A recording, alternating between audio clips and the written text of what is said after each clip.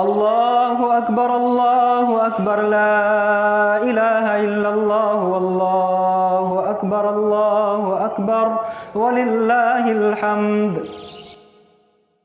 ان الحمد للہ والصلاة والسلام علی رسول اللہ محمد بن عبد اللہ وعلى من اتبع الهدى إلى يوم اللقاء أما بعد قال الله تعالى في القرآن المجيد أعوذ بالله من الشيطان الرجيم بسم الله الرحمن الرحيم وإذ ابتلى إبراهيم ربه بكلمات فأتمهن قال إني جاعلك للناس إماما قال ومن ذريتي قال لا ينال عهد الظالمين وقال تعالى ومن يرغب عن ملة إبراهيم إلا من قد سفه نفسه ولقد اصطفيناه في الدنيا وإنه في الآخرة لمن الصالحين إذ قال له ربه أسلم قال أسلمت لرب العالمين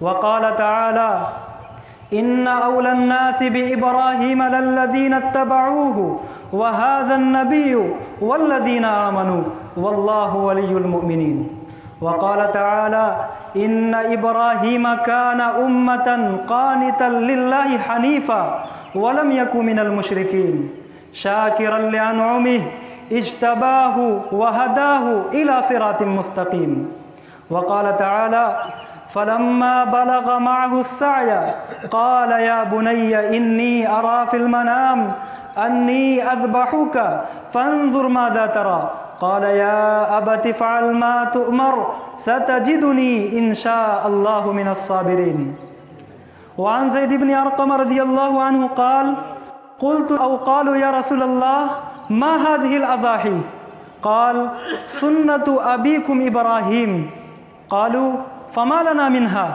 قال بكل شعرة حسنة قالوا يا رسول الله فالصوف قال بكل شعرة من الصوف حسنة۔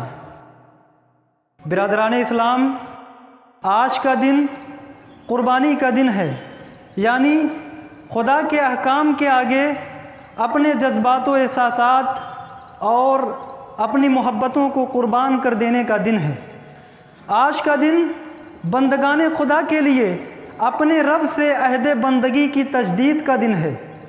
آج کا دن اس وفا شعار بندے کی سنت کو دہرانے کا دن ہے جس نے اپنے رب کے احکام ہی پر نہیں بلکہ اس کے اشاروں پر بھی سر تسلیم خم کر دیا تھا۔ وہ وفا شعار بندہ جس نے دنیا کے بتکدوں میں توحید کا پرچم بلند کیا، وہ وفا شعار بندہ جو خدا کے دین کی سربلندی کے لیے تنے تنہا اٹھ کھڑا ہوا تھا، وہ وفا شعار بندہ جس نے خدا کے ایک اشارے پر اپنے لخت جگر کی قربانی پیش کر کے وہ تاریخ رقم کی جو آج تک پوری دنیا میں دہرائی جا رہی ہے اور قیامت تک دہرائی جاتی رہے گی۔ وہ وفا شعار بندہ جو دنیا کی نگاہوں میں تو گمنام تھا، لیکن اس نے خدا سے ایسی وفاداری کی کہ خدا نے اس ایک بندے کو پوری ایک امت کے برابر قرار دیا۔ قرآن کہتا ہے ان ابراہیم کان امہ، کہ ابراہیم تو پوری ایک امت تھے، قانتا للہ حنیفا، وہ اللہ کی طرف یکسو ہو گئے تھے، پوری دنیا سے کٹ کر ایک خدا کے ہو گئے تھے، تنے تنہا وہ خدا کے دین کے لیے اٹھے تھے، لیکن انہوں نے ایسی قربانی دی، اپنے آپ کو اللہ کے راہ میں ایسا کھپایا کہ اللہ تعالیٰ نے انہیں پوری ایک امت قرار دیا۔ عزیزان گرامی، یہ قربانیاں کیا ہیں؟ کیا یہ کوئی رسم و رواج ہے؟ کیا محض ایک یہ تہوار ہے؟ کیا یہ صرف ایک یادگار ہے کہ ہم ہر سال اس موقع پر لاکھوں اور کروڑوں جانوروں کو قربان کر دیں محض اس لیے کہ اس سے صرف ایک واقعے کی یاد تازہ ہوتی ہے؟ نہیں، یہ قربانی صرف ایک تہوار نہیں ہے، یہ قربانی کوئی رسم و رواج نہیں ہے، یہ قربانی بندگی کا ایک سمبل ہے، ایک علامت ہے۔ اسے خدا نے اپنے بندوں کے لیے نشان بندگی ٹھہرایا ہے۔ یہ قربانی خدا اور بندے کے درمیان گہرے تعلق کا اظہار ہے۔ یہ قربانیاں ہمیں بتاتی ہیں کہ ایک بندہ اپنے رب کے اشاروں پر کس طرح سر تسلیم خم کر دیتا ہے۔ یہ قربانیاں ہمیں بتاتی ہیں کہ ایک بندہ اپنے رب کے احکام کے آگے کس حد تک اپنے آپ کو قربان کر سکتا ہے۔ عزیزان گرامی، بندے اور خدا کے اس تعلق کا اظہار حضرت ابراہیم خلیل اللہ نے عملاً کر کے دکھایا ہے۔ آپ حضرت ابراہیم کی تاریخ اٹھا کر پڑھیے، حضرت ابراہیم کی حیات طیبہ کو اپنے سامنے رکھیے تو آپ کو معلوم ہوگا کہ حضرت ابراہیم کی پوری زندگی مجاہدات سے بھری پڑی ہوئی ہے۔ حضرت ابراہیم کی پوری زندگی امتحانات سے اور بڑی بڑی آزمائشوں سے بھری پڑی ہے، اور یہی اس دنیا کا اصول ہے کہ جو جس قدر اونچی پوسٹ پر ہوتا ہے اسے اتنے ہی بڑے بڑے امتحانات سے گزرنا پڑتا ہے۔ چنانچہ حضرت ابراہیم کو بھی بڑے بڑے امتحانات سے گزارا گیا۔ وَإِذِ ابْتَلَىٰ إِبْرَاهِيمَ رَبُّهُ بِكَلِمَاتٍ فَأَتَمَّهُنَّ۔ یاد کرو اس وقت کو جب کہ ابراہیم کو اس کے رب نے بڑے بڑے امتحانات میں مبتلا کیا، بڑی بڑی آزمائشوں میں مبتلا کیا، اور ابراہیم علیہ السلام ان تمام امتحانوں میں، ان تمام آزمائشوں میں پورے اترے۔ حضرات، یہاں غور کرنے کی بات ہے کہ اللہ تعالیٰ نے احکام کی بات نہیں کہی ہے کہ حضرت ابراہیم کو اللہ تعالیٰ نے بڑے بڑے احکام کے ذریعے آزمایا۔ احکام نہیں کہا ہے بلکہ کلمات کہا ہے، یعنی چند اشاروں کے ذریعے آزمایا گیا۔ اور آپ جانتے ہیں شریعت کا کوئی واضح حکم ہوتا ہے تو اس پہ عمل کرنا آسان ہوتا ہے، جیسے نماز، روزہ، حج، زکوٰۃ۔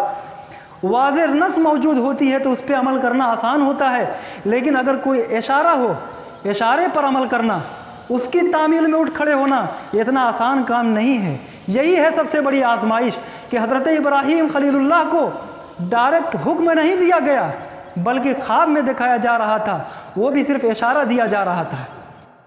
اللہ تعالیٰ قرآن میں فرماتے ہیں وَإِذِ ابْتَلَىٰ إِبْرَاهِيمَ رَبُّهُ بِكَلِمَاتٍ، کہ جب ابراہیم کو اس کے رب نے بڑی بڑی آزمائشوں میں مبتلا کیا اور حضرت ابراہیم ان تمام امتحانوں میں پورے اترے تو اللہ تعالیٰ نے انہیں پوری دنیا کا امام بنایا۔ قَالَ إِنِّي جَاعِلُكَ لِلنَّاسِ إِمَامًا، اور آج آپ دیکھ رہے ہیں کہ پوری دنیا میں حضرت ابراہیم علیہ السلام کا نام لیا جا رہا ہے اور قیامت تک انہیں یاد رکھا جائے گا۔ حضرات، یوں تو حضرت ابراہیم خلیل اللہ کی پوری زندگی آزمائشوں سے بھری پڑی ہے، لیکن ان کی زندگی کی سب سے بڑی آزمائش یہ تھی کہ انہیں بڑھاپے کی عمر میں اپنے اکلوتے بیٹے کو قربان کر دینے کی ہدایت دی جا رہی تھی، وہ بھی ایسے وقت میں جب حضرت ابراہیم اپنی قوم کو اور اپنی خاندان کو چھوڑ کر ایک دوسرے ملک کو ہجرت فرما چکے تھے، اور واحد چیز جو اس غربت میں، اس تنہائی میں ان کے لیے دل جمی کا ذریعہ بن سکتی تھی، وہ یہی ان کا اکلوتا بیٹا تھا۔ قرآن مجید سے معلوم ہوتا ہے کہ اس وقت اس بیٹے کی عمر اتنی ہو چکی تھی کہ وہ اپنے باپ کے ساتھ بھاگ دوڑ کر سکتا تھا، اپنے باپ کے چھوٹے موٹے کاموں میں ہاتھ بٹا سکتا تھا۔ قرآن کہتا ہے فَلَمَّا بَلَغَ مَعَهُ السَّعْيَ، پس جب وہ بچہ اپنے باپ کے ساتھ صحیح کی عمر کو پہنچا، صحیح کی عمر یعنی تگ و دو کی عمر، بھاگ دوڑ کی عمر میں اس لائق ہو گیا کہ اپنے باپ کا ہاتھ بٹا سکے۔ اور تورات سے بھی معلوم ہوتا ہے کہ حضرت اسماعیل کی عمر اس وقت 13 برس تھی۔ آپ میں سے جن کے بھی 13 یا 14 سال کے بیٹے ہوں وہ اس بات سے اچھی طرح واقف ہوں گے کہ جب بچہ 13 یا 14 سال کا ہوتا ہے اس وقت ایک باپ کی تمام تر توجہات کا مرکز وہی بیٹا ہوتا ہے، وہی بچہ ہوتا ہے۔ باپ اپنی تمام کوششیں، تمام صلاحیتیں اس بیٹے پر لگاتا ہے اور اپنی پوری توجہ اس بیٹے کی طرف رکھتا ہے، اس کی تعلیم و تربیت پر رکھتا ہے۔ ایسے وقت میں حضرت ابراہیم خلیل اللہ کو یہ حکم دیا جا رہا ہے کہ اپنے بیٹے کو قربان کر دو، وہ بھی حکم کیا، خواب میں دکھایا جا رہا تھا، ایک اشارہ دیا جا رہا تھا۔ کیوں؟ اس لیے کہ حضرت ابراہیم خلیل اللہ کی پوری زندگی امتحانات میں گزری ہیں، آزمائشوں میں گزری ہیں، اور وہ تمام آزمائشوں میں پورے اترے تھے۔ اللہ تعالیٰ یہ نہیں چاہتے تھے کہ حضرت ابراہیم اس آخری عمر میں، اس بڑھاپے کی عمر میں اللہ کی محبت میں کچھ کمی ان کے اندر آ جائے، اسی لیے اللہ تعالیٰ نے انہیں آزمانا چاہا کہ کہیں ایسا نہ ہو کہ اس بڑھاپے کی عمر میں اس بوڑھے باپ کے دل میں اس بیٹے کی محبت اتنی زیادہ ہو جائے، یا اپنے بیٹے کی محبت میں اس طرح گرفتار ہو جائے کہ کہیں اس کی محبت میری محبت پر غالب نہ آ جائے۔ चुनांचे हज़रत इब्राहीम को ख्वाब में दिखाया जा रहा था कि वो अपने बेटे को ज़बह कर रहे हैं, कुर्बान कर रहे हैं खुदा के नाम पर।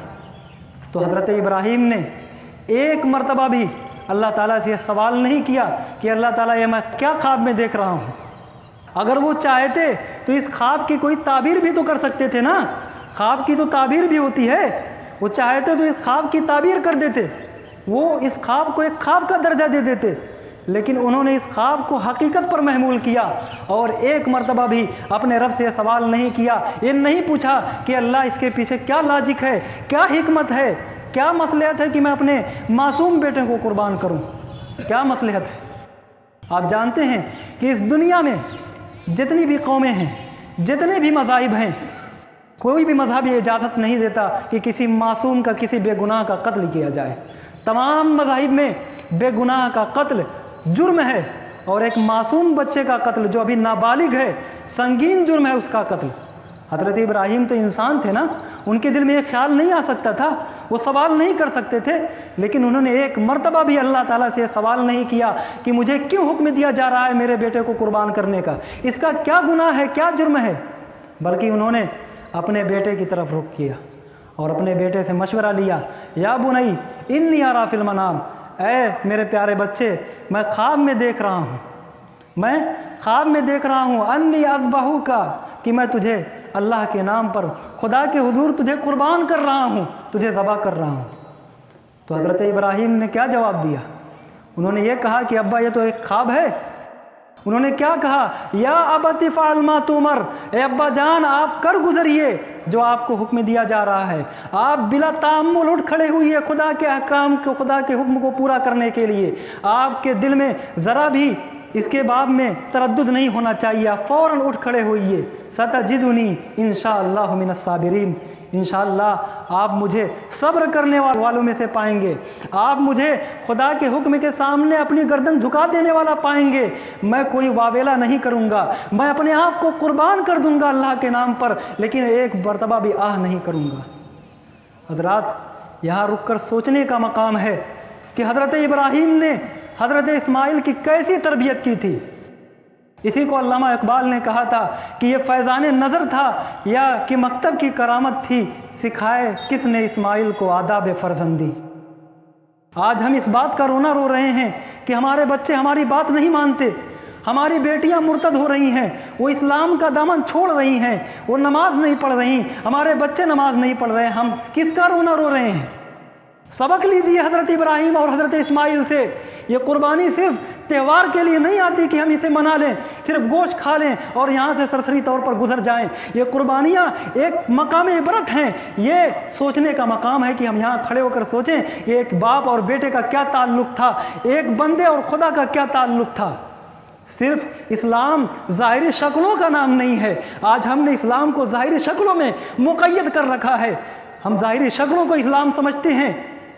आगे अल्लाह ताला फरमाते हैं फलम्मा अस्लमा वतल्लहु लिल जबीन। अब यहाँ आप गौर कीजिए, फलम्मा अस्लमा, जब उन दोनों ने अपने आप को हवाले कर दिया। अस्लमा का लफ्ज़ आया है, अस्लमा इस्लाम से बना है। यही इस्लाम है कि इंसान अपने आप को पूरा पूरा खुदा के हवाले कर दे, ये इस्लाम है।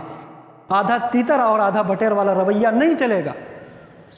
जब उन दोनों ने अपने आप को खुदा के हवाले कर दिया, वतल्लहु लिल जबीन, और हज़रत इब्राहीम ने हज़रत इस्माइल को लिटा दिया, पेशानी के बल लिटा दिया, तो अल्लाह ताला ने मुनादी लगाई, वना दैनाहु अय्या इब्राहीम, और हमने उसे पुकारा, ए इब्राहीम कद सद्दक़्ता रुया, कि तुमने ख्वाब को सच कर दिखाया है। क्या हज़रत इब्राहीम ने उसके गर्दन पर छुरी नहीं फेरी थी? उस बच्चे की गर्दन पर हज़रत इब्राहीम ने अपने आंखों पर पट्टी बांध ली थी और उस बेटे की गर्दन पर छुरी फेर दी थी। वो ये नहीं चाहते थे, उनको मालूम भी नहीं था कि यहाँ अल्लाह ताला अपनी कुदरत से कोई जानवर भेज देंगे, उनको नहीं मालूम था। वो पूरे जज्बे के साथ अपने बेटे को लिटा चुके थे और हज़रत इस्माइल भी पूरे जज्बे के साथ अपने आप को अल्लाह के हवाले कर चुके थे और ज़मीन में लेट गए थे। हज़रत इब्राहीम ने उनकी गर्दन पर छुरी फेर भी थी। इसके बाद अल्लाह ताला ने फरमाया कद सद्दक़्ता रुया, कि तुमने ख्वाब को सच कर दिखाया है। इन्ना कज़ालिका नजज़िल मुहसिनीन, कि हम ऐसा ही खूबकारों को बदला दिया करते हैं। कैसा अल्लाह ताला ने बदला दिया? अल्लाह ताला हमसे ہماری جان مانگتے ہیں لیکن کسی خاص وقت پر ہر وقت جان کا مطالبہ نہیں کرتے اللہ تعالیٰ۔ اللہ تعالیٰ صرف یہ دیکھنا چاہتے ہیں کہ تمہارے اندر جذبہ کتنا ہے، تمہارے اندر قربان ہونے کا کتنا جذبہ، کتنا حوصلہ ہے، یہ اللہ تعالیٰ دیکھنا چاہتے ہیں۔ جب اللہ تعالیٰ نے دیکھا کہ حضرت ابراہیم نے ذرا بھی تأمل نہیں کیا، ذرا بھی ان کے دل میں تردد پیدا نہیں ہوا، فوراً انہوں نے اپنے آپ کو حوالے کر دیا، تو اللہ تعالیٰ کی طرف سے انعام ہوا، اللہ تعالیٰ نے اپنی قدرت سے انتظام فرما دیا۔ وَفَدَيْنَاهُ بِذِبْحٍ عَظِيمٍ، اور ہم نے اس کا فدیہ ایک بڑے ذبیحے کے ذریعے دیا۔ اللہ تعالیٰ نے ایک بڑے ذبیحے کو بھیج کر ان کا فدیہ دیا، ان کی جان چھڑائی۔ اس کے بعد اللہ تعالیٰ فرماتے ہیں اِنَّ هَذَا لَهُوَ الْبَلَاءُ الْمُبِينُ، یہی تھی کھلی ہوئی آزمائش۔ ایک ہوتا ہے کہ یہ کھلی ہوئی آزمائش تھی، لیکن اس کا ترجمہ کیا ہوگا؟ اِنَّ هَذَا لَهُوَ الْبَلَاءُ الْمُبِينُ، یہی تو تھی کھلی ہوئی آزمائش۔ اس سے بڑی آزمائش کیا ہو سکتی ہے کہ اشارے میں بات کہی جا رہی ہے، بڑھاپے کی عمر میں کہی جا رہی ہے، وہ بھی معصوم بچے کو قربان کر دینے کی بات کہی جا رہی ہے۔ اس سے بڑی بھی کوئی آزمائش ہو سکتی ہے؟ اللہ کے رسول سے صحابہ کرام نے پوچھا تھا یا رسول اللہ ما هذه الاضاحی، یہ قربانیاں کیا ہیں جو ہم لوگ کرتے ہیں؟ اللہ کے رسول نے کہا سنت ابیکم ابراہیم، کہ یہ قربانیاں تمہارے باپ ابراہیم کی سنت ہے۔ کیا کہا؟ ان کی سنت ہے، ان کا طریقہ ہے۔ کہ حضرت ابراہیم کا طریقہ یہی تھا کہ جب خدا مطالبہ کرے ہم سے اپنی جان دینے کا، خدا مطالبہ کرے اپنے مال دینے کا، خدا مطالبہ کرے ہمیں اپنا وقت دینے کا، اور ہم پیچھے ہٹ جائیں، حضرت ابراہیم کا یہی طریقہ تھا۔ طریقے کا مطلب یہ نہیں ہوا کہ صرف ہم ان کی سنت کو ادا کرتے ہوئے جانور قربان کر دیں، بلکہ طریقے کا مطلب یہ ہے کہ ہم ان کی پوری زندگی کو اپنے اندر نافذ کریں، ان کی پوری زندگی کو اپنے سامنے رکھیں۔ یہ ہے اس دن کا پیغام۔ یہ قربانیاں صرف تہوار کے لیے نہیں آتی، میں بار بار کہہ رہا ہوں۔ اللہ کے رسول نے فرمایا تھا کہ یہ تمہارے باپ ابراہیم علیہ السلام کی سنت ہے۔ اس اعتبار سے ہمیں اپنا جائزہ لینا چاہیے۔ جیسا کہ معمول ہے، ابھی یہاں سے جانے کے بعد اکثر لوگ اپنے جانوروں کی گردنوں پر چھریاں پھیریں گے۔ اس وقت ہم اپنا جائزہ لیں کہ کیا اسی طریقے سے ہم اپنی خواہشات کی گردنوں پر چھریاں پھیرنے کے لیے تیار ہیں؟ کیا اسی طریقے سے ہم اپنے جذبات و احساسات اور اپنے حوصلوں پر چھریاں پھیرنے کے لیے تیار ہیں؟ کیا اس دنیا میں ہمیں جو کچھ عطا ہوا ہے، مال و دولت، ہم اس کو اللہ کی راہ میں قربان کر دینے کے لیے تیار ہیں؟ یہ ایک لمحہ فکریہ ہے، یہ سوچنے کا مقام ہے، یہ مقام عبرت ہے۔ ہر انسان، ہر آدمی یہ فکر کرے، یہ کوشش کرے گھر جانے کے بعد جب اپنی جانوں اور گردنوں پر چھریاں پھیر رہے ہوں ہم، تو ایک لمحے کے لیے وہاں ٹھہر کر یہ سوچیں کہ یہ چھریاں جو چل رہی ہیں یہ صرف ایک جانور کی گردن پر نہ چل رہی ہو، بلکہ یہ ہماری خواہشات پر بھی چل رہی ہو، یا ہمارے شیطان پر بھی چل رہی ہو۔ ہر سال ہم اللہ تعالیٰ سے یہ عہد کرتے ہیں ان صلاتی و نسکی و محیایا و مماتی للہ رب العالمین، کہ اے میرے رب، میری نماز، میرے مراسم عبادات اور میرا جینا، میرا مرنا، یعنی میری پوری زندگی تیرے لیے ہے، رب العالمین کے لیے۔ ہر سال ہم یہ عہد کرتے ہیں، اور وہی خدا جب پکارتا ہے تو ہم اٹھتے نہیں، وہی خدا جب کہتا ہے کہ یہ کام غلط ہے، اس کی طرف مت جاؤ، تو ہم اس کی طرف جاتے ہیں۔ وہ کہتا ہے کہ سود لینا حرام ہے، تو ہم اسے حلال کرنے کا طریقہ ڈھونڈتے ہیں، اس کی راہ نکالتے ہیں، سبیل پیدا کرتے ہیں۔ وہ اگر کہتا ہے کہ اپنے بہنوں کا حق دو، تو ہم پیچھے ہٹ جاتے ہیں۔ اپنے گریبان میں جھانک کر دیکھنے کی ضرورت ہے۔ ہر انسان اپنے اپنے کو دیکھے کہ میں کہاں کھڑا ہوں اور مجھے کہاں کھڑے رہنا چاہیے تھا۔ ہمارے دل میں کتنا اسلام ہے، ہم نے کتنا اپنے آپ کو خدا کے حوالے کیا ہے۔ یہ قربانی صرف تہوار نہیں ہے۔ ابھی تک سالوں سے ہم قربانی کرتے آئے ہیں، لیکن ہماری زندگیوں میں کوئی تبدیلی نہیں آئی۔ اس کی وجہ یہی ہے کہ ہم غفلت میں قربانی کرتے ہیں۔ ہم صرف جانور کی گردن پر چھری پھیر دینا اور اس سے ثواب حاصل کر لینا، گوشت کھا لینا، اسی کو ہم قربانی سمجھتے ہیں۔ سنت کا مطلب یہ نہیں ہوتا سنت ابیکم ابراہیم، سنت کا مطلب یہ نہیں ہوتا کہ صرف ان کی سنت کی وجہ سے ایک واقعے کی یاد میں ہم قربانی کر لیں۔ کیا ضرورت تھی؟ حضرت ابراہیم اپنے اعمال کے ذریعے وہ خود مشہور ہو جاتے، وہ خود مشہور ہیں اور قیامت تک ان کا نام چلتا رہے گا اس دنیا میں۔ ہماری ضرورت نہیں ہے کہ ہم ان کو یاد کریں ہر سال۔ بلکہ یہ قربانی اس لیے تھی کہ ہر سال ہم اپنے آپ کو دیکھیں، جائزہ لیں، احتساب اپنا کریں۔ یہ احتساب کا دن ہے کہ ہم کہاں کھڑے ہیں، ہمارا تعلق کتنا کمزور ہو گیا ہے سال بھر میں، تو اس موقع پر ہم اپنا تعلق اللہ تعالیٰ سے اور مضبوط کر لیں۔ اللہ تعالیٰ نے صاف فرمایا ہے لَن يَنَالَ اللَّهَ لُحُومُهَا وَلَا دِمَاؤُهَا وَلَكِن يَنَالُهُ التَّقْوَى مِنكُمْ، کہ اس قربانی کا نہ تو گوشت خدا کو پہنچتا ہے نہ خون پہنچتا ہے، اگر پہنچتا ہے تو تقویٰ پہنچتا ہے۔ یہ تقویٰ کیا ہے؟ یہ تقویٰ یہی تعلق ہے۔ بات ختم ہو گئی، میں یہیں اپنی بات ختم کرتا ہوں۔ کچھ باتیں قربانی کے آداب سے متعلق بتا رہا ہوں 2 منٹ میں۔ سب سے پہلی چیز، جانور کو ہم لے جاتے ہیں تو گھسیٹتے ہوئے لے جاتے ہیں، عموماً ایسا ہوتا ہے۔ اگر کسی کے تکلیف، کسی کے درد کا آپ کو احساس نہ ہو تو اس جگہ پر اپنے آپ کو کھڑے کر کے دیکھ لیا کیجئے، بس سیدھی سی بات ہے۔ آپ اپنے آپ کو کھڑے کر کے دیکھ لیجئے کہ اگر اس جانور کی جگہ پہ میں ہوتا اور میرے سامنے چھری تیز کی جا رہی ہوتی یا مجھے بغیر پانی پلائے ذبح کر دیا جا رہا ہوتا تو کیا میرے اوپر گزرتی۔ اس لیے ان سب چیزوں کا خیال رکھیں، صفائی ستھرائی کا بھی خیال رکھیں۔ اسلام دلوں کی بھی صفائی کے لیے ہے اور جو ماحول کی صفائی اس کے لیے بھی ہے۔ پوری دنیا میں اسلام ہی ایک ایسا مذہب ہے جس میں صفائی کو آدھا ایمان بتایا گیا ہے، اس لیے اس کا لوگ خیال رکھیں۔ وآخر دعوانا ان الحمد للہ رب العالمین۔